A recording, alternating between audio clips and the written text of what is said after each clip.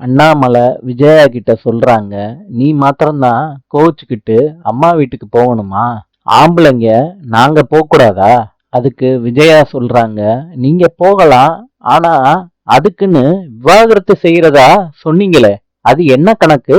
அண்ணாமலை முத்துவ பாக்குறாரு. முத்து அசட்டுத்தனமா சிரிக்கிறாரு. மனோஜ் கேக்குறாரு, என்னப்பா சொல்றீங்க? இந்த வயசுல டைவர்ஸா? என்னப்பா அதெல்லாம்? முத்து சொல்றாரு, மனோஜ், நம்ம ஊர்ல கல்யாணம் பண்ணிக்கிறதுக்கு தான் வயசு இருக்கு, டைவர்ஸ் பண்ணிக்கிறதுக்கெல்லாம் வயசெல்லாம் இல்லடா. ஸ்ருதி சொல்றாங்க, கரெக்ட் முத்து, ஒரு 80 வயசு ஆளு டைவர்ஸ் பண்ணாராம். அண்ணாமலை சொல்றாரு விஜயா கிட்ட, 80 வயசாம், கேட்டுக்க. ரோஹிணி கேக்குறாங்க, அங்கிள், நீங்க இந்த மாதிரி நினைச்சீங்களா? இல்லம்மா, நான் எதுக்கு அந்த மாதிரிலாம் நினைக்க போறேன்?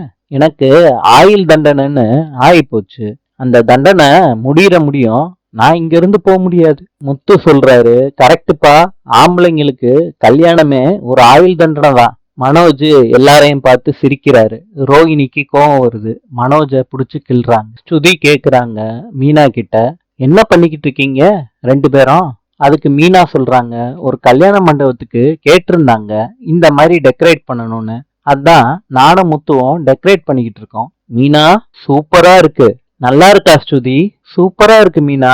எவ்வளவு கிரியேட்டிவா யோசிச்சிருக்கீங்க மீனா. இதெல்லாம் வச்சு என்ன பண்ண போறீங்க மீனா?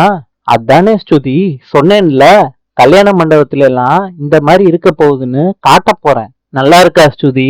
செமையா இருக்கு மீனா. மீனா, இந்த ஒரு ஆர்டருக்கு ஓகே.